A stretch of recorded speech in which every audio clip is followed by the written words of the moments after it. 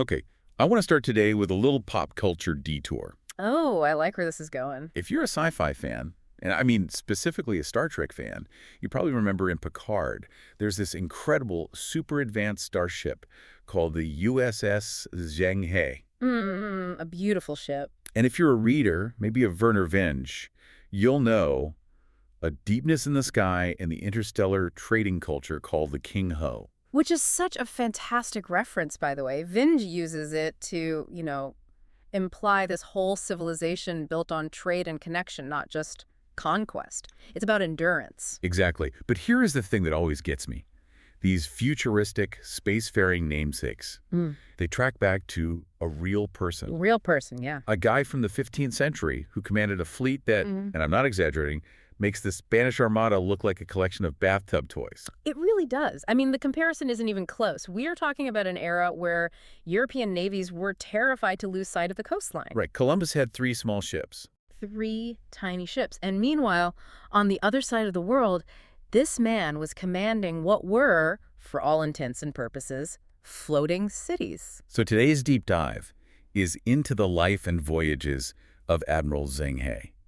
And our mission really is to unpack a few specific things. Okay. 1, how does a captured boy who went through some pretty horrific trauma, and we will get into that, end up becoming one of the most powerful commanders in global history? It's an incredible story of ascent. 2, were his ships really as big as the legends say?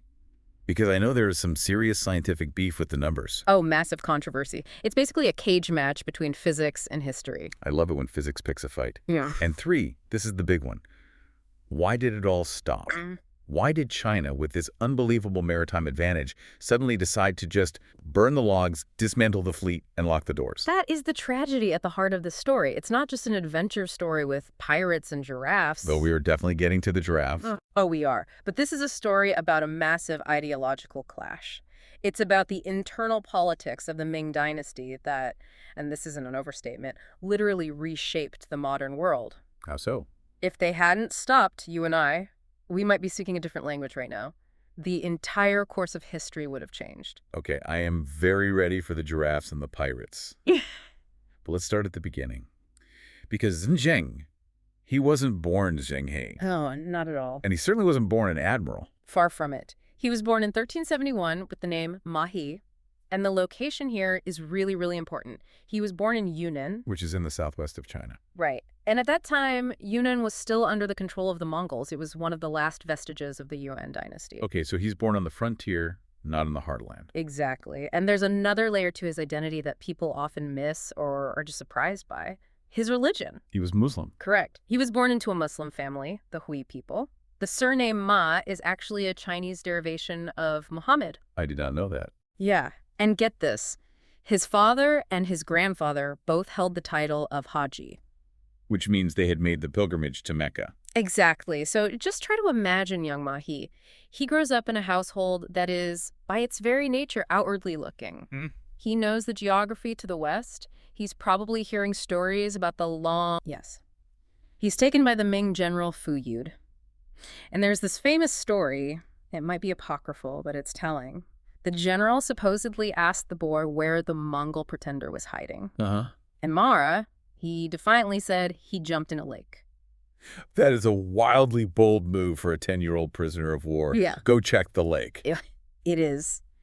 But that defiance didn't save him from what came next, as was the custom for young male prisoners who were to be put into imperial service. Yeah. He was castrated. I want to pause here for a second because we often hear the word eunuch in history and just gloss over it. We think of it as a title, a job. But for a 10-year-old boy, this is a life-altering, brutal mutilation.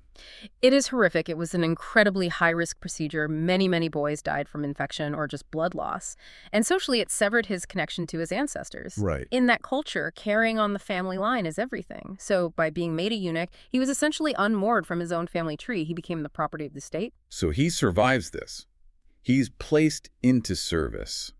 Now, usually this would mean a life of total obscurity, right? Folding laundry in the servant quarters, maybe? That would be the typical path. But Ma, he lands in a very specific, very powerful household. He was placed in the household of Zhu Dai, the Prince of Yan. And this is the relationship that changes everything. because Zhu Dai isn't just any prince. No, Zhu Dai is the fourth son of the emperor, but he's the most capable one. He's stationed up in Beiping, what we now call Beijing. On the northern frontier. Right. And what are they doing on the northern frontier? They are constantly fighting hostile Mongol tribes. So Ma, despite technically being a household servant, essentially grows up as a soldier. So they're forging a bond in the mud and the blood of the border wars. Precisely. And Ma, he grew up to be, well, an absolute unit. The historical descriptions of him are just wild. I read this. They said he was 7 chi tall. What does that even translate to? So depending on the conversion you use for Ming measurements, that's anywhere from 6.5 to a full 7 feet tall. 7 feet tall. In the 14th century. Yeah. The sources say his waist was 5 chi in circumference. He had glaring eyes and a voice loud as a bell. I think my favorite description was that he walked like a tiger. Which just paints such a picture, doesn't it? This wasn't some stereotypical quiet palace administrator shuffling around in silk robes. No. He was a warrior. And he gained the prince's trust on the battlefield. In 1390, he accompanied the prince on a campaign against the Mongol commander Nagachu and played a key role in a massive victory. So he's proving his loyalty and his skill. But then the stakes get way, way higher. The old emperor dies. Right, and the throne passes to his nephew. And suddenly Zhu Dai isn't a loyal prince anymore. He's a threat. He's a rebel. This is the Jingnan campaign. Basically, the nephew, the Jianwen emperor, starts purging his powerful uncles. Zhu Dai decides he's not going to wait around to be executed, so he rebels. It's a brutal civil war. It is. And Mana, he is right there in the thick of it. In 1399, at the Battle of Zhenglunba, he defends the city reservoir against the imperial armies. He's defending the water supply. The city's main water supply. It's a crucial tactical position. If they lose the water, the city falls. Ma, he holds the line. It's a pivotal moment in the war. And they win. Zhu Dai marches into the capital, takes the throne in 1402, and becomes the Yongle Emperor. He does. And as a thank you, he gives Ma Yi a massive promotion and really a new identity. Yes. In 1404, the new emperor confers the surname Zheng upon him. Why Zheng? It was named after the location of that battle at the reservoir, Zhenglunba. It was an honorific. And he's promoted to Grand Director, or Taijin, of the Directorate of Palace Servants. So the captured, castrated boy from Yunnan is now one of the most powerful men in the Forbidden City. Top of the food chain. And almost immediately, the emperor decides he wants to do something completely unprecedented. He wants to build a fleet. Not just a navy. This was different. No, this was a massive projection of power. A statement to the world. Why? What was the point? It was a mix of things. Ego, insecurity, ambition. Remember, the Yongle Emperor was a usurper. He had taken the throne by force from his own nephew. He needed legitimacy. Desperately. He wanted the whole world to acknowledge him as the center of civilization. But there was also a rumor. Go on. A rumor that the nephew he overthrew, the Jianwen Emperor, hadn't actually died in the palace fire, but had escaped overseas. So the voyages were partly a manhunt. Possibly the largest scale manhunt on water in human history. That is incredible. Okay, let's get into the treasure fleet itself, because the numbers here are just staggering. They are genuinely hard to wrap your head around. The first voyage launches in 1405. It consisted of 317 ships. 317. And nearly 28,000 crewmen. 28,000 people. That's not a fleet. That's a floating metropolis. It really was. And the composition of the crew tells you everything about the mission. This wasn't just about sailing from point A to point B. Of course, you had sailors. But they also had 180 medical officers and pharmacologists on board. They had geomancers to interpret the weather and the omens. Soldiers, obviously. Tons of soldiers. Logisticians. And they had so many translators for so many different languages that they had to establish a foreign language institute in Nanjing just to prep for these voyages. Talk to me about the ships themselves, because this is where the whole sci-fi comparison feels real. They weren't all just standard boats. No, it was a specialized naval task force. Yeah. You had the famous treasure ships, or Bao Chuan. These were the massive flagships, the command centers. Okay. But then you also had equine ships. Ships just for horses. Ships designed specifically to carry horses and tribute and repair materials for the fleet. Wait, why horses? If you want to project power, you need cavalry. But horses are notoriously fragile at sea, so these ships were designed with special stables below deck, proper ventilation, and ramp systems for loading and unloading. That's incredible foresight. Then you had supply ships carrying staple foods, rice, grain, you name it. And this is the really brilliant part.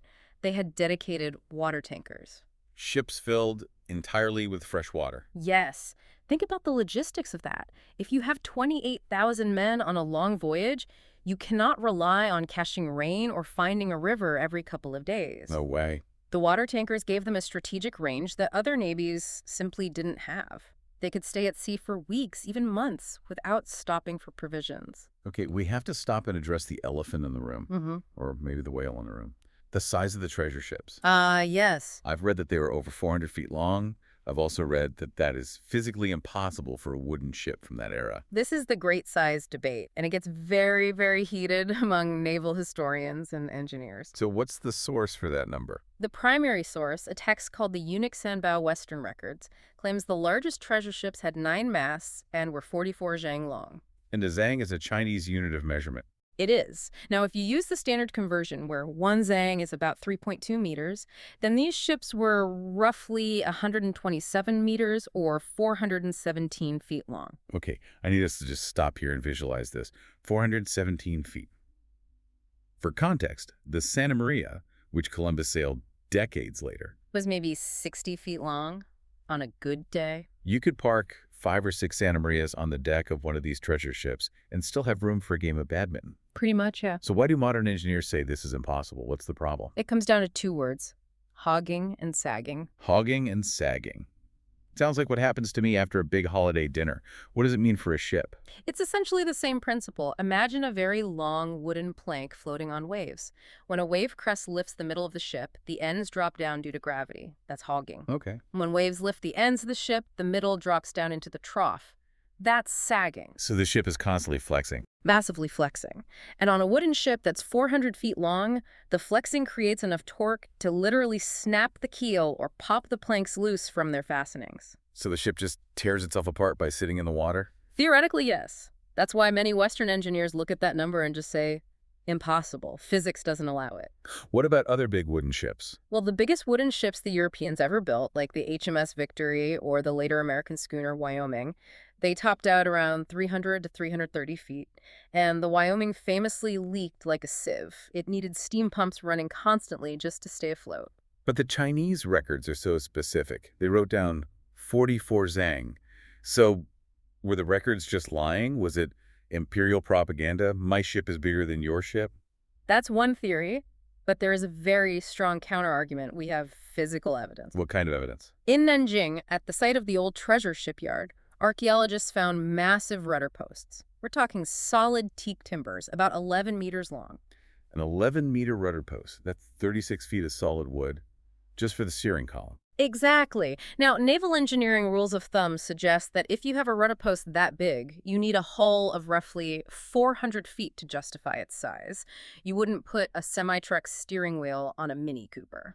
So we have a physical part that fixes a giant ship. Yeah. But what about the hogging and sagging? How do you beat the physics? This is where the X factor might come in. It's the construction method. European ships were built with a strong central keel and ribs, like a skeleton. Right. Chinese junks used watertight bulkheads. They were partitioned internally, like a stick of bamboo. The honeycomb structure. Exactly. Yeah. That cellular structure is infinitely stronger and more rigid than the European skeleton method. So the argument from the other side is, Europeans couldn't build a 400-foot ship with your tech, so you assume we couldn't either. But our technology was fundamentally different and better suited for it. And even if we are skeptical and we say maybe the measurement unit was smaller. Even if you go with the most conservative estimate for the Zhang, based on some Ming cannon measurements, the ships still come out to about 70 meters, or 230 feet. Which is still massive. It is still 4 times the size of Columbus's flagship. So whether you believe the 400-foot number or the 230-foot number, it was a technological marvel that no one else on Earth could match at the time. So how did they navigate these massive fleets? They don't have GPS. They're out in the middle of the Indian Ocean. They had something called the Bao Chuan map. It's this incredible navigational chart, basically a long strip map, that shows sailing routes with very specific compass bearings. A compass. And not just any compass. They used a 24-point compass system, which is much more precise than the 8 or 16 points used by Europeans at the time. They also use star charts. The celestial navigation. Right. Measuring the altitude of specific stars above the horizon to determine their latitude. Very sophisticated stuff. And there was a spiritual element to the navigation too, wasn't there? Oh, a huge one. And this is fascinating because, remember, Zheng himself was Muslim. But the fleet as a whole relied heavily on Tianfei, who is also known as Mazu, the goddess of sailors. There are records in the Yongle inscription, a stone tablet they erected, describing divine lanterns appearing on the masts during storms. Divine lanterns. What does that mean? It sounds like St. Elmo's fire. That's exactly what it was, an electrical plasma discharge during a thunderstorm. But when the sailors saw that eerie purple glow on the masts, they didn't panic. No. They interpreted it as the goddess Mazu appearing in person to protect the fleet. It gave them the psychological confidence to sail into the unknown, into the worst storms. So we have this incredible fleet. Now let's talk about the mission itself. Yeah. Where do they actually go? We call him the Admiral of the Western Ocean, but for China, the Western Ocean is the Indian Ocean. Correct. Over the course of 7 voyages spanning nearly 3 decades, they visited what is now Vietnam, Thailand, Java, Sumatra, all the way to India, the Persian Gulf, and down the Swahili coast of East Africa, places like Mogadishu and Malindi in modern-day Kenya. And the purpose? You said it wasn't conquest? Not in the way the British Empire later did it. No, it wasn't colonization in the European sense. They weren't setting up plantations or trying to directly govern these places. It was all about the tributary system. Explain that. The goal was to establish a Chinese presence, control the major trade routes, and get foreign rulers to formally acknowledge the Ming Emperor as the superior power, the son of heaven. So it's basically bend the knee, give us a symbolic gift, and in return, we'll give you even better gifts and grant you access to trade with us. Exactly. It was soft power, backed up by a very, very big stick. They sent out gold, silver, porcelain, and tons of silk, and they brought back exotic goods. What kind of stuff? Ivory, spices, medicinal herbs, precious woods, jewels, and famously, animals. Ostriches, zebras, camels. And the giraffe. We have to talk about the giraffe. It's the classic story. The giraffe came from Malindi in East Africa. When it arrived in Nanjing, it caused an absolute sensation. But not just because it was a weird-looking animal. The Chinese court scholars identified it as a qilin. A qilin is a mythical beast, right? It's like a Chinese unicorn. Yes, a gentle, hooved creature associated with sages and perfectly benevolent rulers. It's a hugely auspicious omen.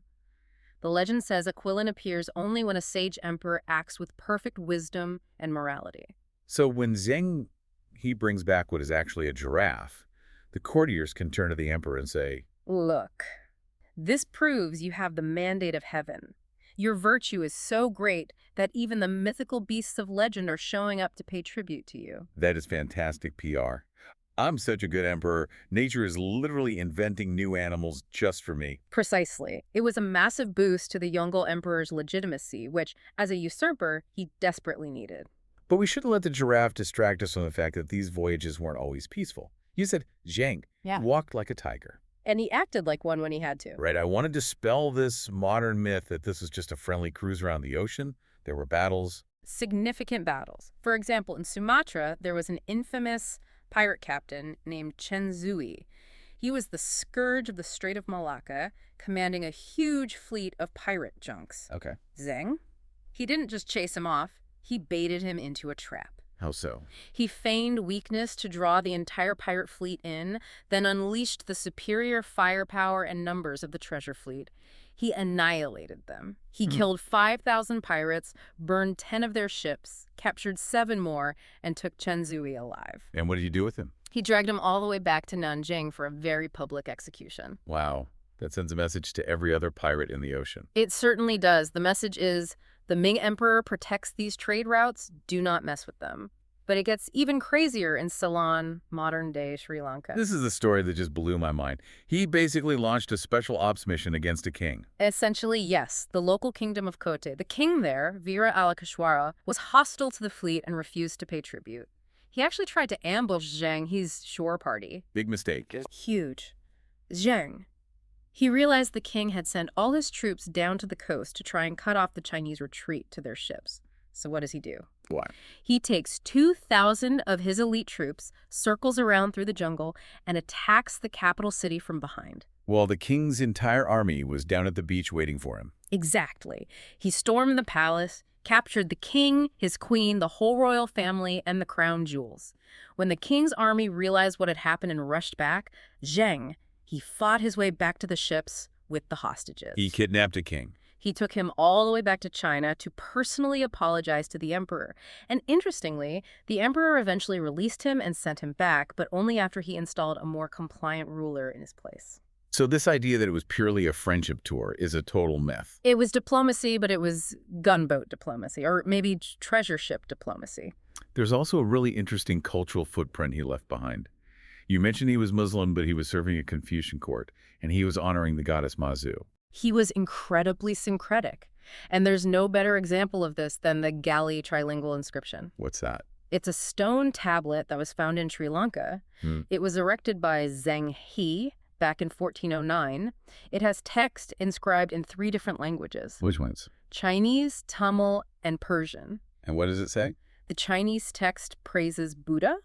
The Tamil text praises Shiva, the Hindu deity. And the Persian text praises Allah.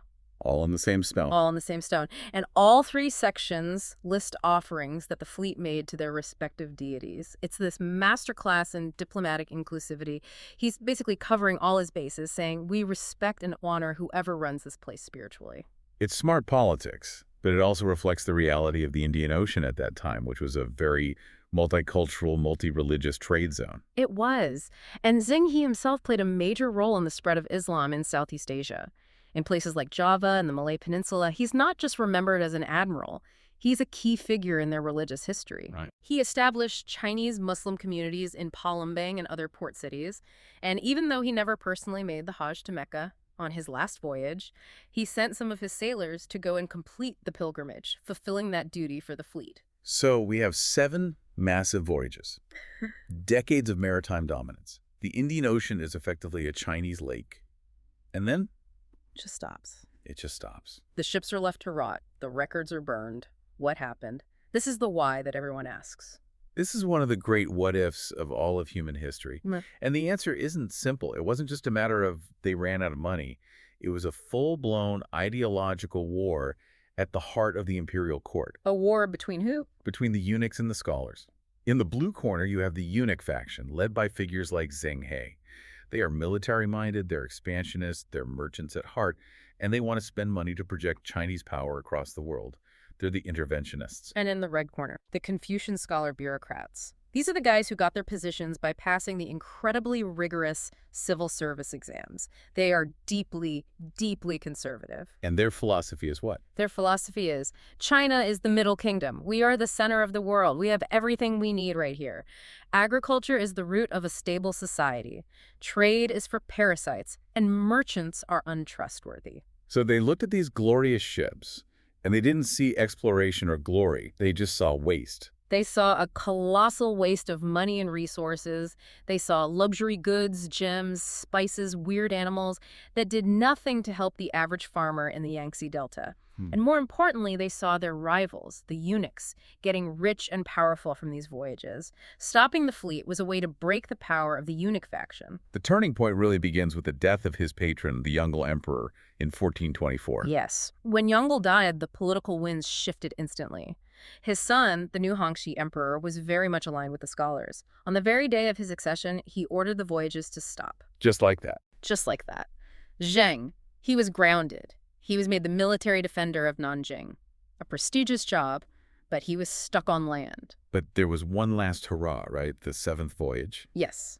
The Yongle Emperor died very young, after less than a year. His son, the Yongle Emperor, took the throne. He was a bit more open-minded, and in 1430 he authorized one final grand voyage. And this was a voyage where Zheng He likely died. It was. We don't know for sure how he died. He was in his early 60s by then. The common belief is that he died of illness on the return journey, perhaps off the coast of India. And he was buried at sea. Buried at sea, which seems fitting. The tomb that exists for him in Nanjing is empty. It's a cenotaph. It's a cenotaph, yes. It contains his clothes and his headgear, but no body. The Admiral of the Western Ocean belongs to the ocean. After he dies, the erasure begins. It wasn't just that they stopped sending ships out. They actively tried to delete the memory of what they had accomplished. This is the part that is just painful for any historian. Years later, there was a proposal to restart the voyages. The Vice Minister of War at the time, a man named Lu Daxia, was asked to produce the logs of Zheng. His voyages so they could plan the route. And Ludaxia reported that the logs were lost. Lost, in air quotes. Very big air quotes. It is widely believed that he either hid or personally burned them. He famously said that the voyages were deceitful exaggerations of bizarre things and that they wasted myriads of money and grain. He believed he was doing the country a favor. By destroying the records, so no future emperor would be tempted to repeat the mistake. Exactly. That is just, it's a crime against history. It is tragic. But to be fair to the scholar faction, they weren't just being grumpy and insular. They had a very legitimate and growing security concern. Mongols. The Mongols were regrouping on the northern frontier. The primary threat to the Ming dynasty wasn't from the sea, it was from the steppe. In 1449, the Tumu crisis happened. The reigning emperor was actually captured in battle by the Mongols. A massive humiliation. A world-shaking humiliation. The court decided they could not afford a massive navy and a massive land defense. They had to choose. Boats versus walls. And the wall won. They poured all their money and resources into reinforcing the Great Wall. The navy was defunded. Eventually, it became a capital offense to build a ship with more than 2 masts. This is the policy known as Heijin, the sea ban. China turned inward. And this happened almost at the exact same moment that the Portuguese and Spanish were starting to push outward. It's an incredible historical pivot. It is. Just as China locks its door to the sea, Europe kicks theirs wide open. So let's talk about his legacy. For a long time, Zheng, he was sort of forgotten in official Chinese history, wasn't he? He was a footnote for centuries. The Confucian historians who wrote the official records didn't want to glorify a eunuch admiral who represented everything they opposed. But he lived on in folklore. He did, especially in Southeast Asia where his fleets had visited. The Sampo temples. Yes. In Indonesia, Malaysia, Thailand, he is venerated as a folk deity. There are temples dedicated to Sampo, which was his nickname, Sanbao. He's seen as a protector spirit, a bringer of prosperity. And there's that story of the Peranakan people. The legend says that a Chinese princess, Hang Li Po, was sent to marry the Sultan of Malacca, and she was accompanied by 500 youths from Zheng He's fleet. They settled down, intermarried with the local Malays, and created the unique Peranakan or Straits Chinese culture. It's a lineage that traces its origin story directly back to these voyages. But in modern China, his reputation has made a huge comeback. A massive comeback. Since the early 20th century, and especially in the last few decades, he has been completely rehabilitated. He's now a national hero, a symbol of Chinese innovation, maritime strength, and what's often termed a peaceful rise. Right. The narrative now is that he came to trade and make friends, not to conquer, unlike the Europeans who came later. Although, as we discussed with the King of Sri Lanka and the Pirates of Sumatra, peaceful might be doing some heavy lifting in that sentence. A fair point. Yeah. It was hegemony. It was a different kind of hegemony than what the Portuguese brought, which was much more brutal, but it was hegemony nonetheless. The historian Jack Goldstone has an interesting take on why it all stopped. He argues it wasn't just about culture or ideology. Right. Goldstone argues it was, at its heart, a rational budget decision. It wasn't that China failed or lacked curiosity. They simply looked at the balance sheet, and the voyages cost an absolute fortune.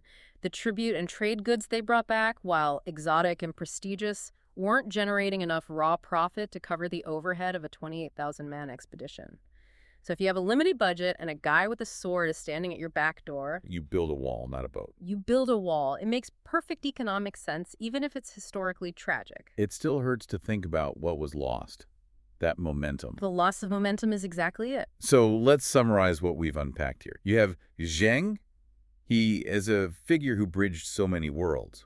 Born a Muslim, served a Confucian court, worshipped a Taoist sea goddess. A castrated servant who rose to become one of the most powerful admirals in history. A diplomat who wasn't afraid to wipe out an entire pirate fleet when necessary. And he commanded a technological achievement, the treasure fleet, that was centuries ahead of its time. Whether those ships were 400 feet long or only 230 feet long, they were engineering marvels. Absolutely. But the very system that created him, that top-down centralized imperial power, was also the system that destroyed his legacy. How so? Because one emperor could say go and the next could say stop. The entire enterprise evaporated overnight because it relied entirely on political will, not on a groundswell of organic commercial demand like in Europe. It highlights the fragility of state-sponsored exploration. It can be turned off like a light switch. Precisely. Okay, here's the final thought I want to leave you with today. We often think of the Age of Discovery as a purely European phenomenon. Columbus, Magellan, Vasco da Gama. Mm-hmm.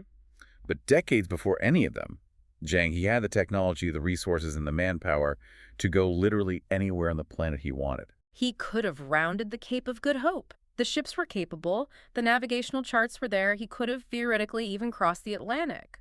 But they turned back. They looked out at the vast horizon and said, no, we have everything we need right here. So here's the thought. Imagine a world where the Ming court makes a different calculation. Okay. Imagine they decide the giraffes and the trade routes are worth the cost. Imagine if, in 1492, when Christopher Columbus lands in the Caribbean, he looks out at the horizon, and instead of seeing empty ocean, he sees the red silk sails of a 9-masted Chinese treasure ship waiting for him. Wow. How different would our world be today? That is a staggering thought. The map of the world, the dominant languages, the religions, the flow of power, everything would be flipped on its head. We might very well be having this conversation in Mandarin. It's the ultimate historical what if. Thanks for diving deep with us today. It's always a pleasure. Keep looking at the horizon. We'll see you on the next deep dive.